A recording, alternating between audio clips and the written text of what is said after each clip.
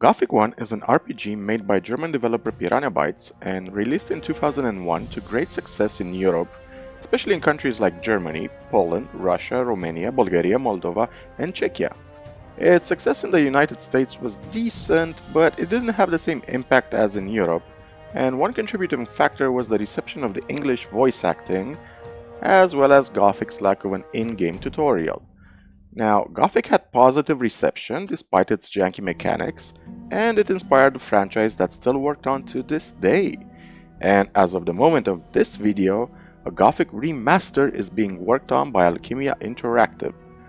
Now, a few major elements that sets out Gothic apart from the games of its era are freedom of choice, fully voice-acted dialogue for all of the characters including your own, interactive and immersive gameplay, atmospheric sound design, hardcore combat that actually predated the Dark Souls period, a handcrafted map with verticality added to the mix, and quest design that actually makes sense in the context of the game. Now, one critical piece to mention is that if you do want to play Gothic in 2023, it's important to check if it's patched with the following: the player patch, the player kit, and the system pack to ensure smooth gameplay, bug fixes, and widescreen support. Now let's see what Gothic 1 is all about, its setting and introduction.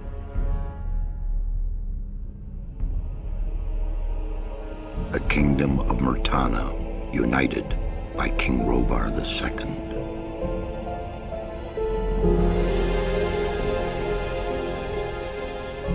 During the long years of his reign, he was able to defeat all foes of his realm.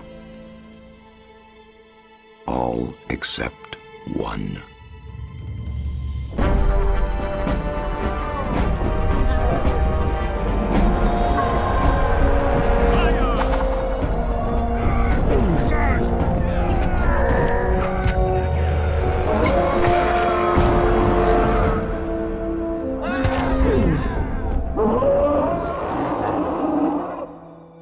The war against the orcs took its toll, and the prisoners of the realm were to pay the price.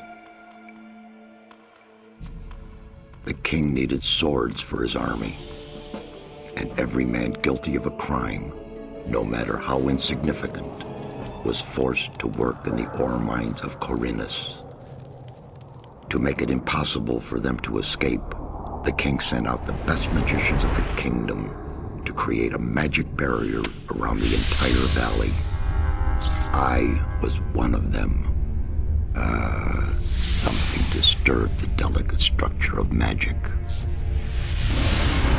We were trapped inside our own barrier. 1 second of negligence was enough for the prisoners. Corinus was now under the control of the convicts. The king had no choice. He had to negotiate. He needed the ore.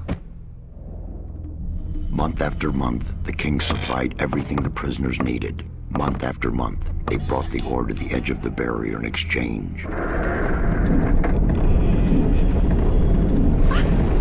Until the present day, another convict was brought to the cliff. He did not know, but he would change everything. In the name of King Robar II, bearer of the scepter of Verant, I sentence this convict to... Stop! Convict, I've got an offer to make you. This letter must reach the leader of the Magicians of Fire. You're wasting your time. You may choose your own reward. They'll give you anything you ask for. Very well, I'll take your letter. On one condition. Spare me the rest of his nonsense. How dare you. Keep silent. Right, send him in.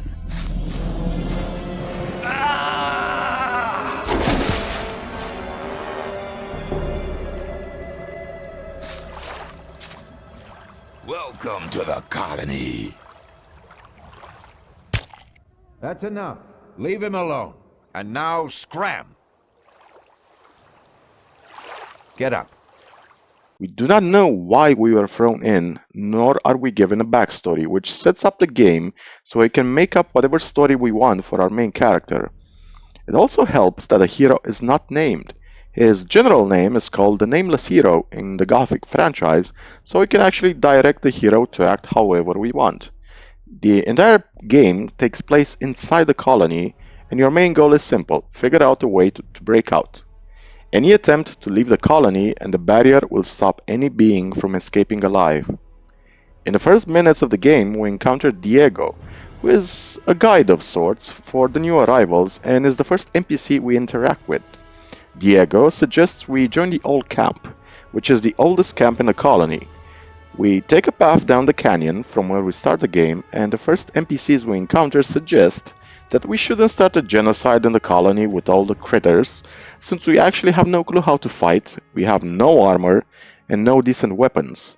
At this point in the game, your gear will mostly be composed of some old prison rags, a rusty sword, a pickaxe, and the letter you need to deliver to the fire mages. Now, let's check out how the progressions and controls work in Gothic.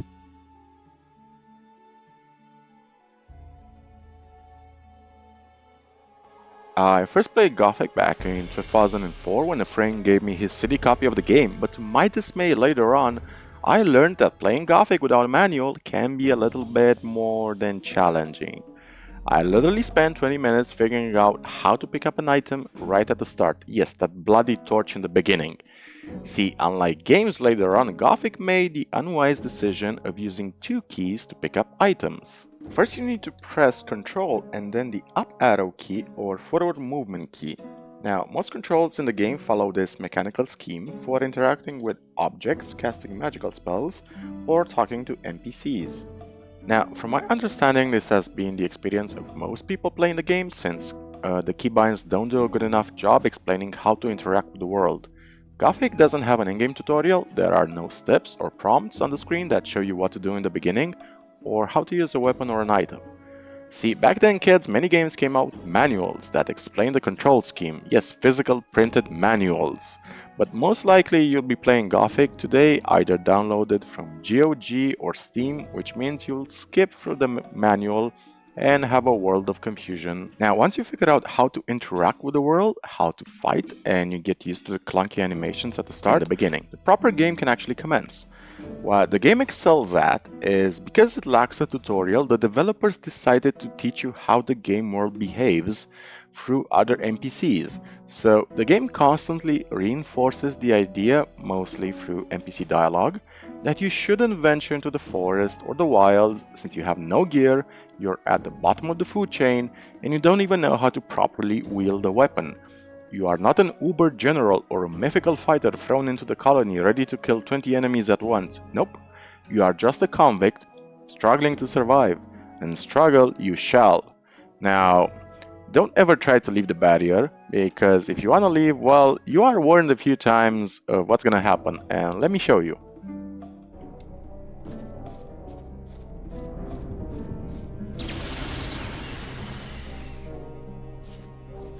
You better forget the thought of escape.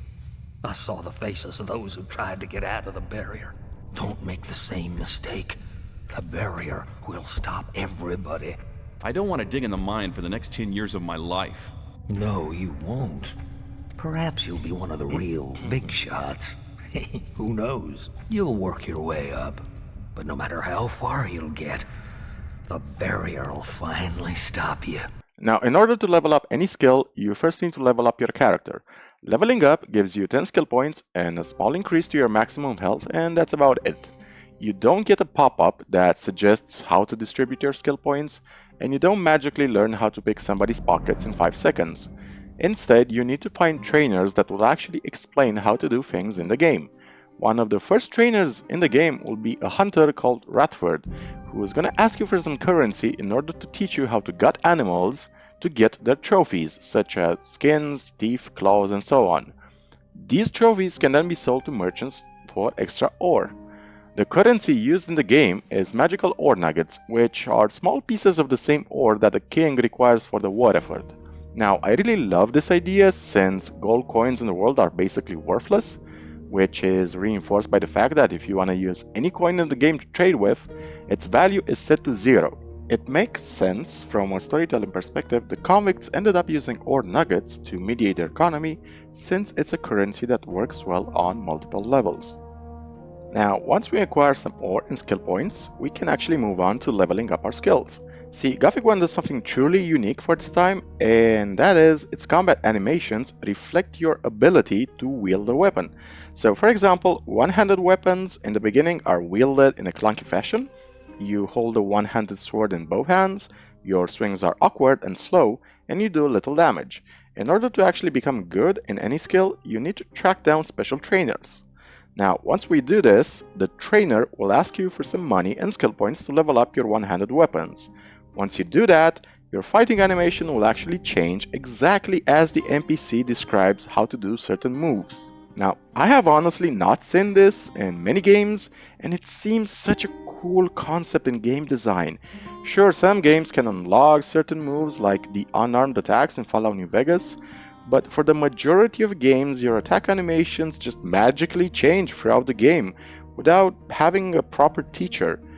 In some games, like Elder Scrolls Oblivion, your attack animations pretty much remain the same for the entirety of your playthrough. Now, this teaching principle works well for every skill in the game. If you want to learn two-handed weapons, crossbows, or bows, you'll have to track down trainers, pay the price in money and skill points, and your attack animations will be faster and smoother to reflect your newly gained knowledge. For other skills like sneaking or acrobatics, you will unlock their animations when you find the right teacher. Now, one key thing Gothic 1 does is that each small upgrade in the game really is a significant upgrade. It feels really impactful going from a rusty sword to a crude sword, and going from prison rags to something like a digger's armor, which is the weakest armor in the game, but that means that, let's say, a certain wolf that was staring you a new superfluous behind at the start of the game now doesn't seem so scary and you can actually tackle him. Now, the same applies for small upgrades in your stats such as strength or dexterity, where every small boost can make a difference in your survivability. And with that, let's move on to combat, magic, and gameplay.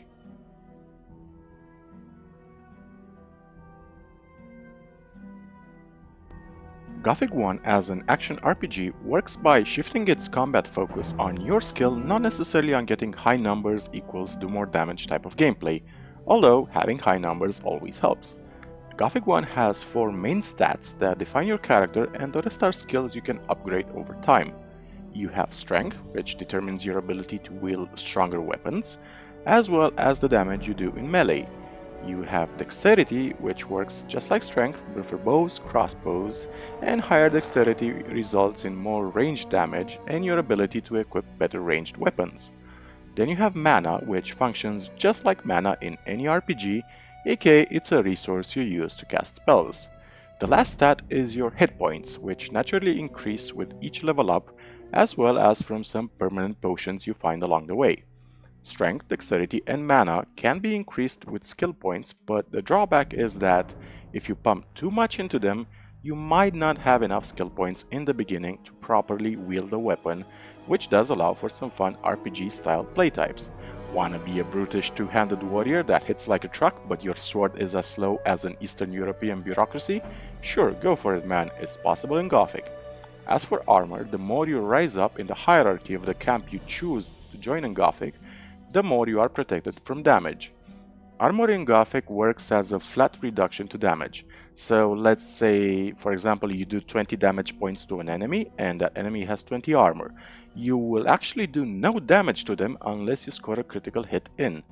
The reverse is not true though. If you have 20 armor and they do 20 damage, you will take a maximum of 1 damage point per hit, which is honestly small enough to be completely ignored by you. Magic in Gothic 1 is something you can access about halfway through the story, provided you stocked enough skill points to level it up. The first level of magic costs you 10 skill points to learn, but each subsequent level has a cost increase by 5, meaning the second level costs you 15 skill points, the third level costs you 20, and so on till the 6th level of magic.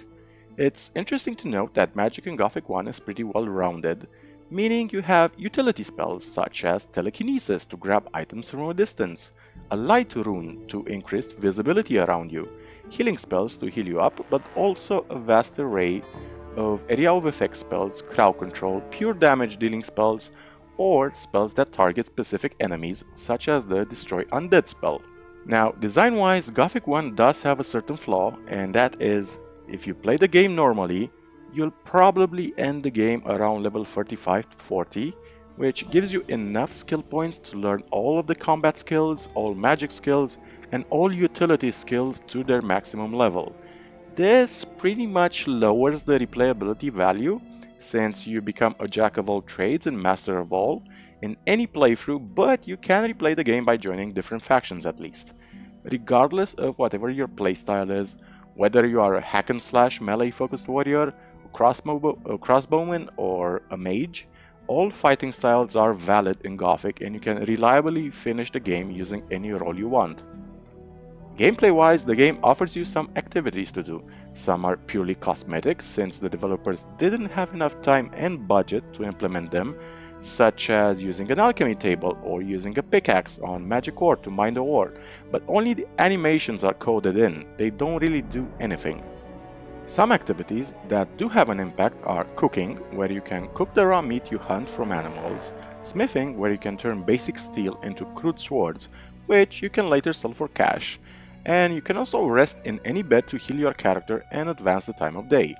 As for the combat, Gothic has often been criticized for its clunky combat, and although that might be true, the combat in Gothic always has you as the player whose skill matters more than anything else, similar to how Dark Souls does it, instead of just being, an RNG simulator. You need to learn each creature's attack pattern and figure out its weak points on when to strike, when to dodge, and when to attack. Once you get used to the flow and how mobs and humanoids behave in the game, combat can be actually quite fun, from finding a vantage point as an archer to pick off enemies from a distance, or figuring out when to block and when is the perfect moment to attack. The game also does a good job at giving you tips from time to time at telling you what would be the best approach to fight a certain mob, such as an ice golem that is vulnerable to fire magic, or how the best way to kill a troll would be to use a shrink spell on it and just stomp it to bits. It's really important to note that all of the mobs in the game do not scale to your level like the Elder Scrolls series. Each mob is hand placed on the map, and it's done so that if you can take on a few wolves in the beginning, all you have to do is be a bit patient, get stronger, and just return back at a later date to clear that area. This makes combat and progression incredibly satisfying, since that particular lurker that gave you a mountain of headaches at the start is actually now doable and creates a feeling of victory knowing that you are now powerful enough to hold your own. A side effect of this is that the map really doesn't have any artificial barriers, well, besides the barrier itself. If you feel cocky, you can at any point in the game try to visit the orc lands and just see how powerful orcs really are and understand why the human kingdom of Mirtana has trouble dealing with them. But later on in the game, when you acquire some decent armor and weapons, you will find the orcs are quite manageable, but still enough of a challenge to make the adventure worthwhile and the victory sweet. Also important to touch on is that once you clear an area, enemies do not respawn. The game is set that the only times respawn happen is at certain stages in the game, for example when you enter chapter 2 of the game, but even then only certain mobs respawn and only in certain locations. It's also not a full respawn, more like a 30% respawn of mob density in that area. A quick example would be how a pack of free scavengers on a field, when they respawn, it's simply gonna be one scavenger in that area. This contributes to making the colony feeling alive, but also doesn't make it tedious to clear out the same area again and again like you do in games like Oblivion or Skyrim. Personally, I love this system since it actually makes combat and exploration worthwhile, and it makes sense that if you clear an underground tomb of skeletons, those skeletons won't magically reappear 24 hours later, thus ruining the immersion. Looking at you, Skyrim, it also adds a nice touch of realism and makes exploring the Valley of Mines feel like a real adventure instead of just working on a checklist to grind stuff for experience or loot. Another cool thing Gothic 1 does is that if you defeat a human NPC in melee combat, you don't actually kill him, unlike other games out there. Instead, that NPC is reduced to 1 hit points and is knocked down. It's up to you, the player, to decide whether that NPC should die, and that option is presented by giving you an execution animation, where you slowly plunge your weapon in that character's chest, which actually accentuates that death is brutal, and maybe not all NPCs do deserve it. It's also cool to note that some situations might benefit from taking a pause and gauging your surroundings and taking advantage of them, which is a really great design for combat.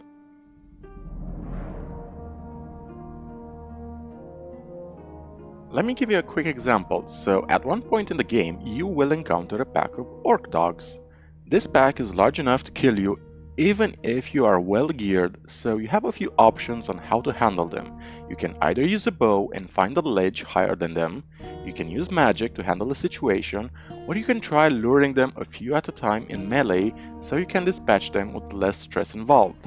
The map is also handcrafted by the devs, so there's no procedural generation, and each location feels unique when you uncover it.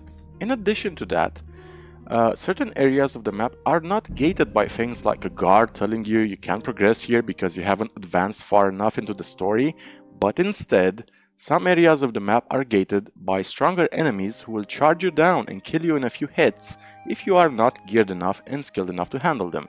The map makes sense in its design, with areas around the camps having lower level mobs, while going deeper into the forest or places far away from human settlements will have mobs at a higher level, and generally you'll have more danger, mystery, and secrets.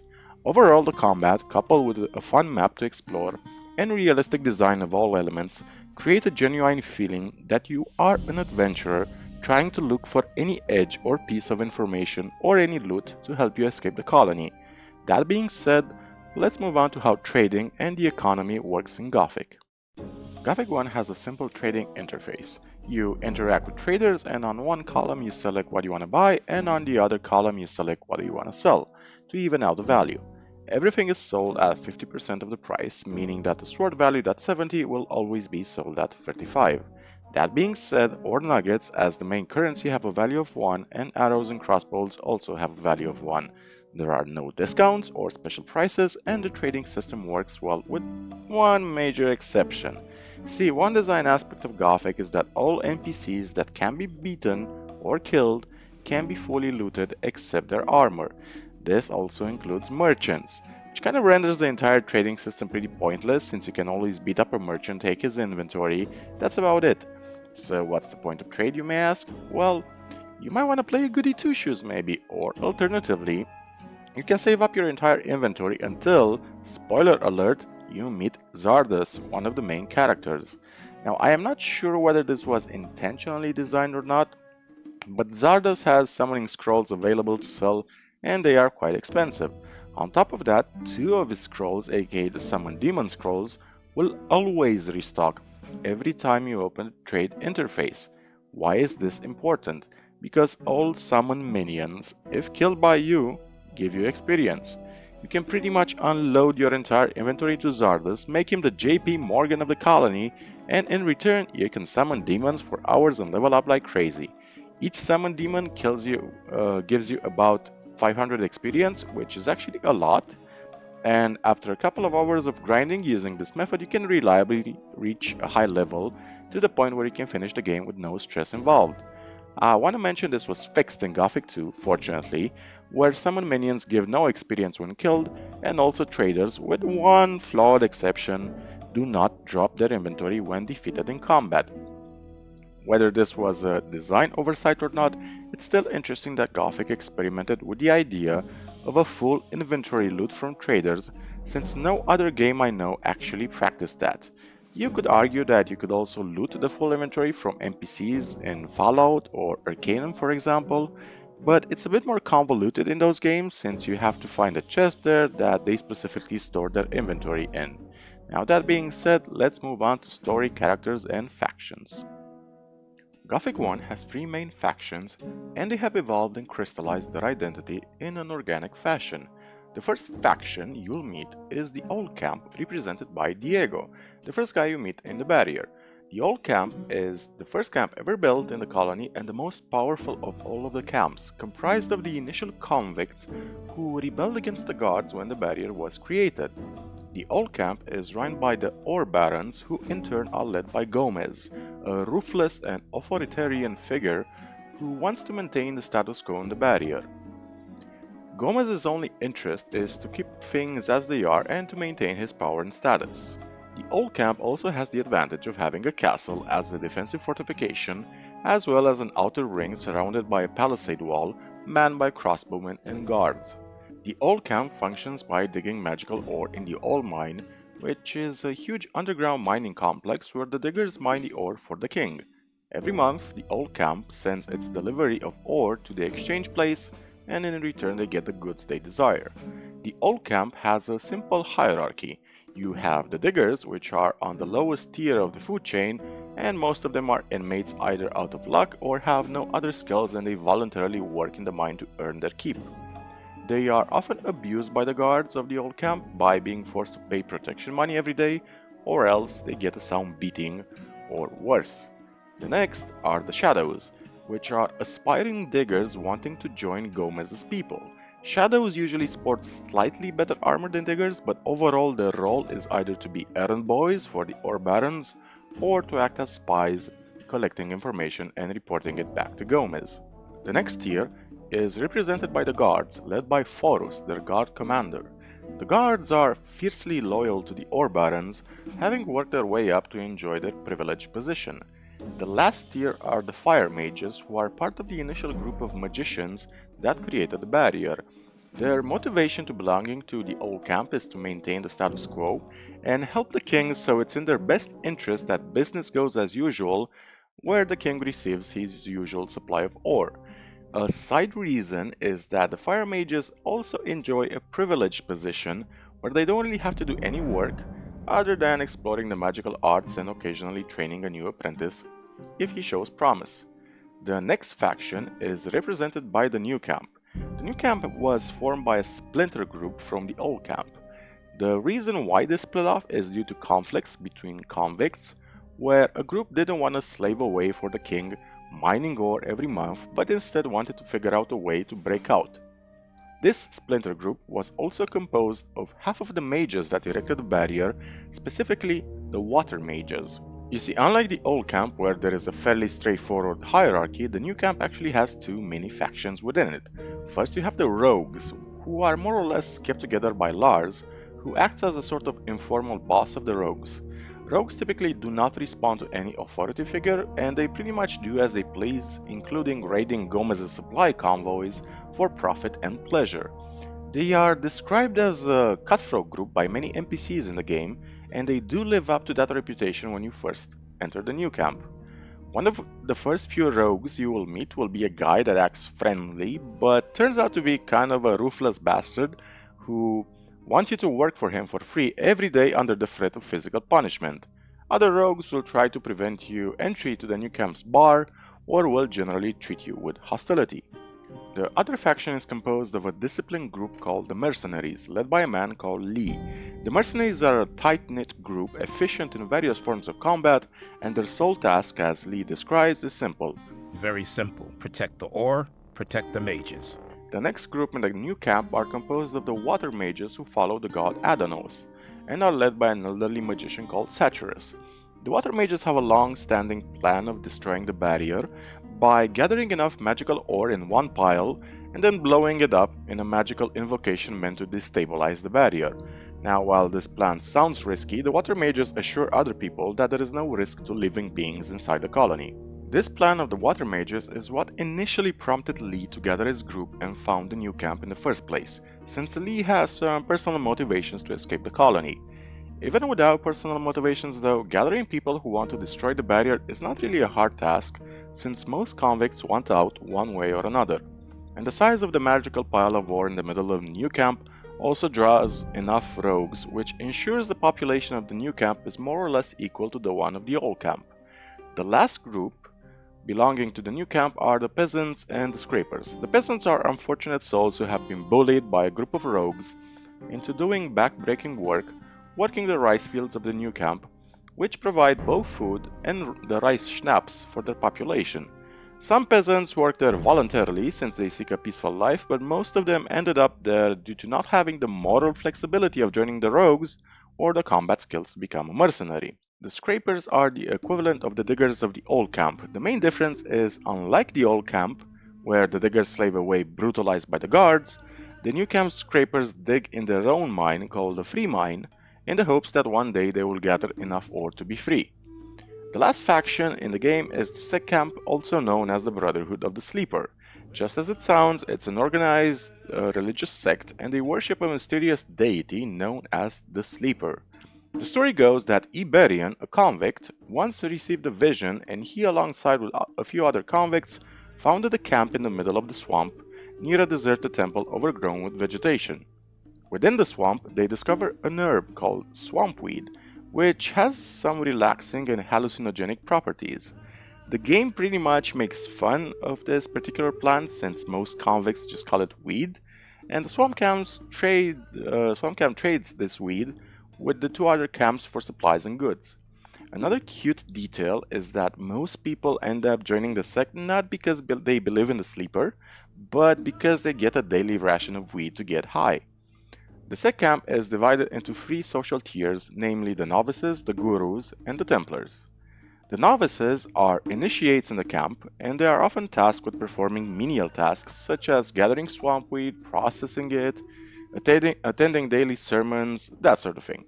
After a novice spends enough time in the camp and his service becomes worthy or note, he may become either a templar or a guru. The gurus, just as they sound, are the religious branch of the swamp camp. They travel to the two other camps selling the weed and preaching about the sleeper in an attempt to gather more followers. In addition to that, those with magical inclinations are also given the gift of magic from the sleeper, and it's a distinct form of magic often relying on mental abilities such as telekinesis, pyrokinesis, charming enemies, or influencing them through magical suggestion. The last group of the sect are the Templars, which are the military arm of the sect camp.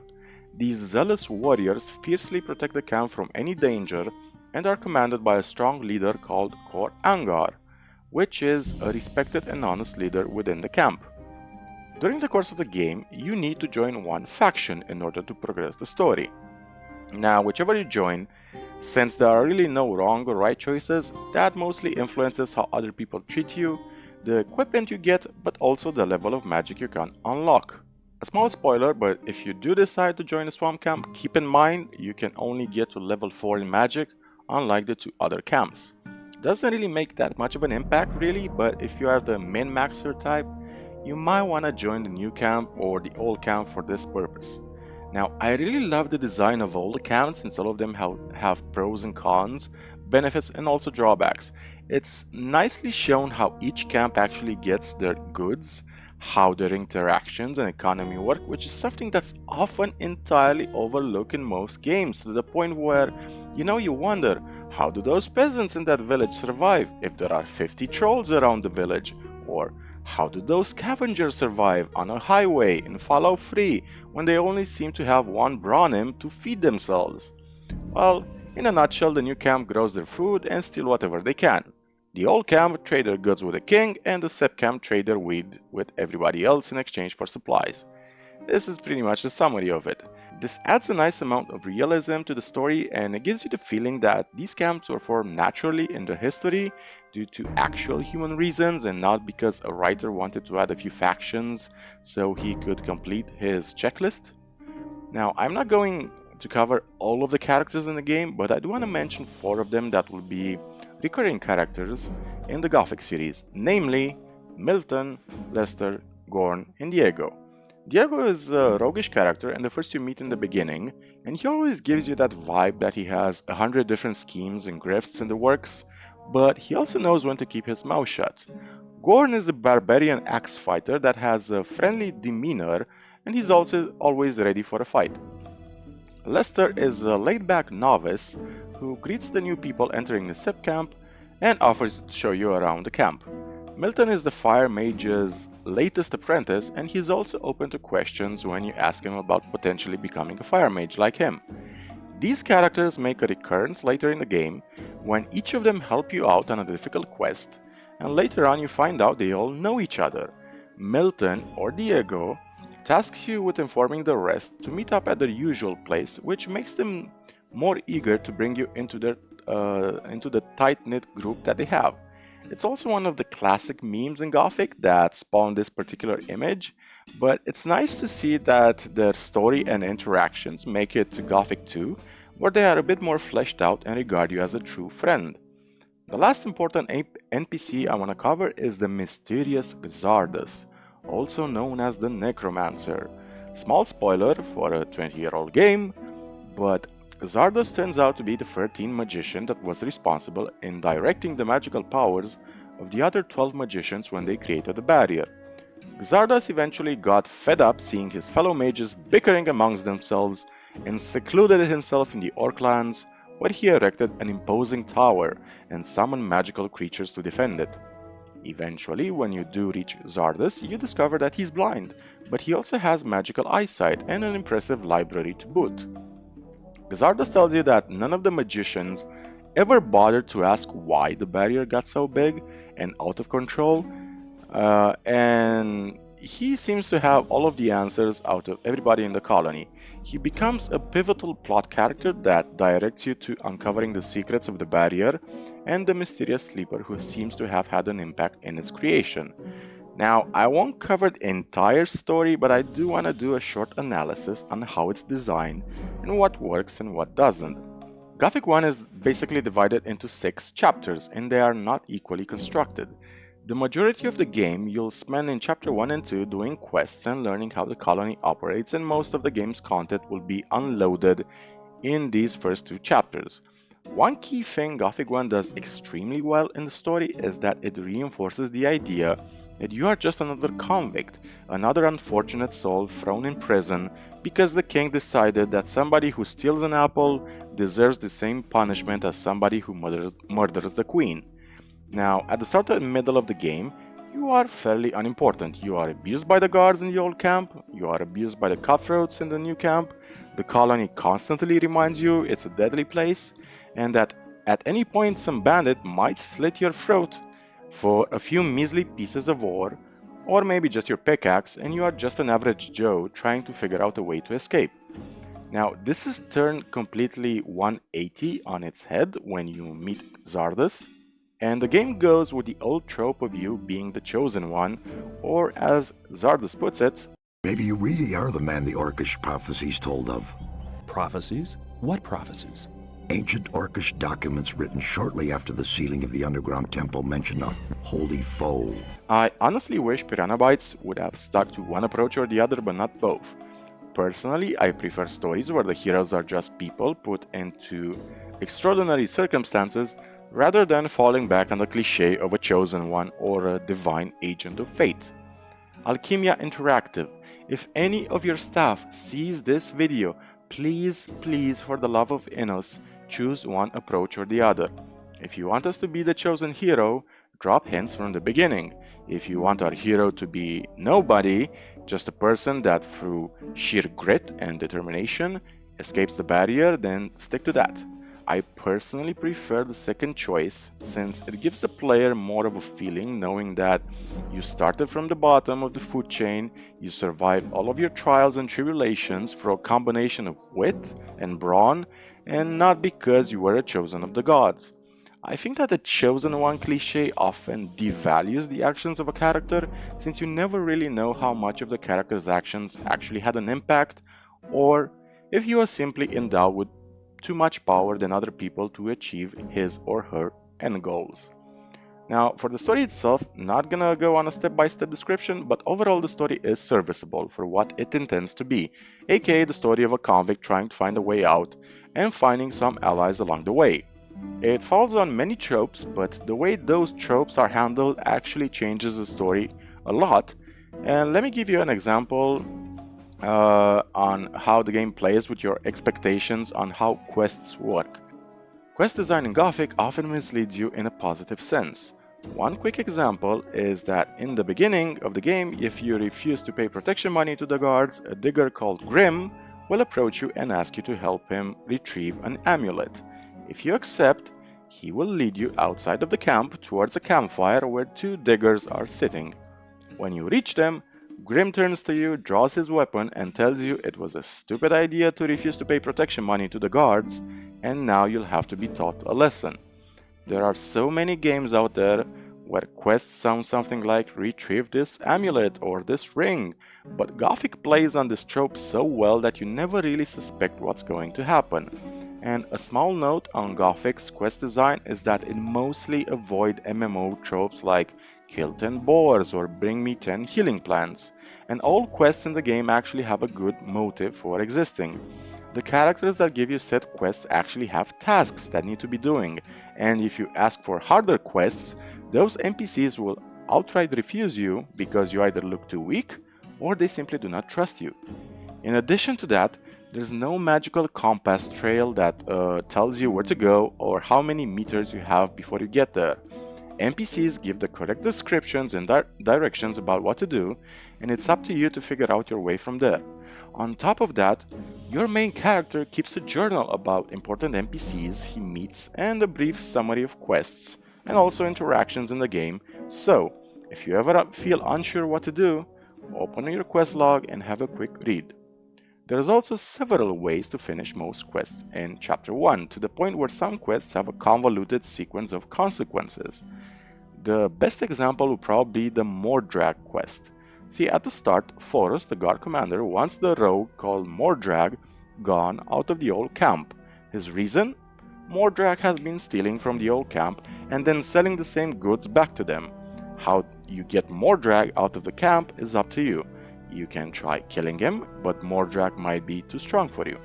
Another option is to accept Mordrag's escort quest and he'll escort you to the new camp. This also completes Forrest's quest. A third option is to simply beat up Mordrag and tell him to get out of the old camp. Once this happens, if you pass by a merchant in the marketplace called Fisk, he'll tell you Mordrag was his best fence and he'll no longer trade with you until you find a replacement. Said replacement also happens to be in the new camp. This cute sequence of events underlines that your actions actually have consequences and you choose how to handle them. The plot overall has a few twists and unexpected turns, but most of all what it does really well is the fact that the world doesn't revolve around you. Events happen in the world beyond your control, which underscores the idea that you don't necessarily move the plot forward, but rather move alongside it and have to adapt to various changes. Some NPCs can die beyond your control. Some political decisions will happen despite your camp affiliation, and all you can do now is to choose how you'll approach the changes in the world. The end of the game features a pretty interesting boss fight where you don't actually fight the boss itself, but rather have to pay attention to the hints and information you're given on how to fight him. The disappointing thing about the end is that there is no ending video, just a narration over a black screen, but we can kind of forgive Piranha Bytes for that since, let's face it, they were operating with a very small team and a limited budget. Now let's move on to the music, the graphics, and overall immersion. One of the best qualities Gothic 1 has is the music and the immersion in the game. The music was composed and arranged by Kai Rosenkrantz. As a reference, Kai was basically around 17 when he joined the company as the sound designer, and honestly the guy is a musical prodigy.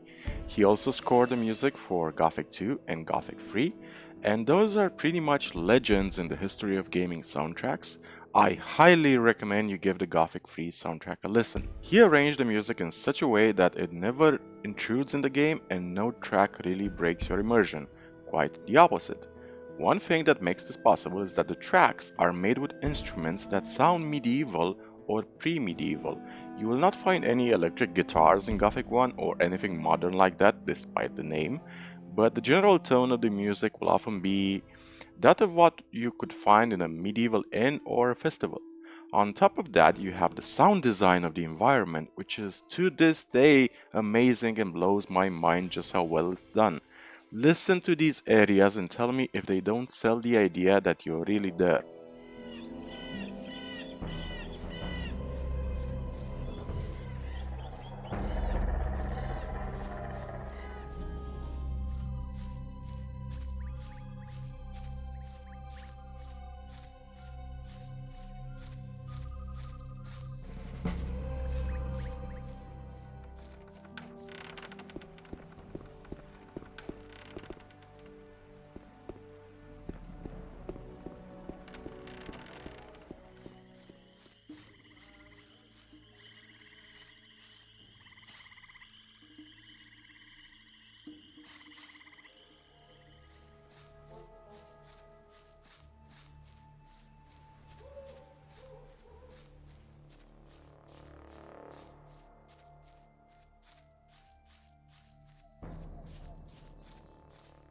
Gothic also has a day and night cycle, and NPCs have their respective habits.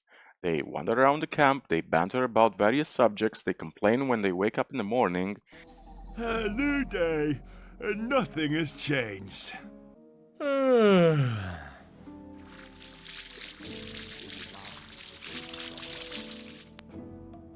They they do a lot of realistic ordinary things that honestly put stuff like Bethesda's Radiant system to shame. While you might say, yeah, NPCs are scripted, they do these tasks because they were programmed, so on and so forth, but you know what? It creates a believable game, guys. Seeing ordinary things like a guard turning a scavenger on a spit above a campfire or a digger playing his lute in the marketplace while a couple of rogues are drinking beer with all of the animations attached really sells the mood and the idea that this is a living, breathing world that existed way before you entered the colony. The game is incredibly atmospheric, and we have to thank Kaya Rosenkrantz and his excellent balance of music and sound direction that makes every single moment feel like you're really there through the right audio design. As for graphics, well, Gothic 1 is looking its age now, to be honest, but back in 2001 the graphics were quite decent for its time. Fortunately, the modding community is so great these days that even after 20 years, people are still working in the Z engine, which is Gothic's game engine, to constantly update its graphics and gameplay. One YouTuber in particular, aka Sinitar Gaming, has some excellent tutorials and tips on how to spruce up Gothic to make it look like a modern game. I highly recommend you check out his channel, and I'll put a link to him in the video description. As for the interface, the game is simplistic in its approach, and it works well to maintain immersion. When exploring, the only visible thing is your health bar, and if you enter combat while having a spell active, your mana bar will pop up to the right of the screen. That's it. There are no extra stats clogging the screen, no magical compass that tells you where to go, no progress indicators that tell you you're 50% done of X or Y quest, nothing like that. The inventory screen is modest, it's on the right side of the screen, and it opens on your current regular display without taking you out of the game in another window. The general UI design, while being simple and minimalistic, works perfectly to keep you in the story without distracting your attention with 50 different stat displays or flashing icons about what to do or where to go. That being said, let's talk about some negatives of the game. Some animations are indeed clunky and it takes a while to get used to them. Combat especially can be difficult in the beginning until you understand the patterns of various monsters and humanoids you may encounter. The economy, as I said, is broken since you can beat up NPCs and simply take their stuff, making trading more or less superfluous unless you want to visit Old Zardos towards the end of the game. It can also take a while to set up all of the patches and things you need to get Gothic up to speed with its modern updates, but once you do that, you will drastically reduce the amount of bugs or potential crashes you might have. Some voice acting moments are dubious, while others are simply painful to listen in the English version. And while I do not speak German, I hear the German version of the game is the best voice acting version for Gothic, so if you are a German speaking person, I highly recommend you try out the German version instead of the English one. Some skills are also just broken in the game and don't really work well, like pickpocketing, since as I stated, since you can beat up people to take their stuff, why bother investing free levels into pickpocketing? Who knows. Sneaking is also more or less pointless in the game, since most animals can still detect you from a distance, while other NPCs will somehow magically spot you and turn to you even if you are in sneak mode. Another negative aspect would be the traveling times throughout the colony, since the nameless hero always jogs and you never get a sprint option, which would be really nice in the game and fairly easier to code since there is an actual sprint animation. You only get access to speed potions about halfway through the game and teleportation runes to the three main camps late in the game. Until that point, your only options are to either accept the jog speed or to purchase transformation scrolls that allow you to transform into faster animals, such as a scavenger or a bloodfly. And probably the most egregious issue you'll encounter is understanding how the interact keys work in the beginning to pick up stuff and talk to NPCs, since it's really not an intuitive design and might put some people off. Now, Gothic 1, despite its jankiness and awkward mechanics, it's still a great game to this day, and the modding community is probably the most shining example of Gothic's legacy and just how much love is in the community for this game. 20 years after it's been published, the Gothic modding community is still going strong, fixing bugs, adding content, creating new stories, and the best example of this is Gothic: The Chronicles of Myrtana Archelaus, which is pretty much a standalone game fully built in the Gothic 2 engine. Many regard it as the spiritual successor to Gothic 2, and despite the fact that it's only fully voice acted in Polish, the game truly captures the essence of what just made the first two Gothic games great. I fully recommend that you try it out for yourself to see just how well it's made. If you do want to play Gothic 1 with mods, there are many mods out there that actually act like fully fledged games, such as Gothic Dark Mysteries or The Curic, as well as modifications that can drastically change the entire gameplay, like the free aim mod, which allows you to freely aim your bow or crossbow, similar to how it works in Gothic 3. Now, no matter if you want to give Gothic 1 a try or not, Gothic has earned its chapter in gaming history, and many fans to this day, including myself, still end up going back to it once every few years with a hint of nostalgia and sweet memories. And if you really want a reason to play it, you know the guy that punches you in the face at the start? You'll find him again. He'll remember you, and you can kick his ass several times if you want. It's ASMR for the soul. In the end, Gothic 1 might be janky, it might have some clunky moments, some weird mechanics, and questionable voice acting at times, but it's like that childhood sweetheart you always revisit in your mind from time to time, and no matter how awkward some moments were, they are still some of the best memories you will always carry. Thank you guys for watching, and I wanna wish you all a wonderful day. And if by any chance it's going to be one of those days for you, I wish you the strength and wisdom to kick that bad day's ass, because sometimes that's just enough. If you want to support the channel, that would be freaking awesome. You can always buy me a coffee so we can share a few stories together, or visit my Patreon if you want to help. Like and subscribe and all that jazz as well, and I'll see you next time when we do a full playthrough of Gothic 2, Night of the Raven. And remember, the most important story in life is your own.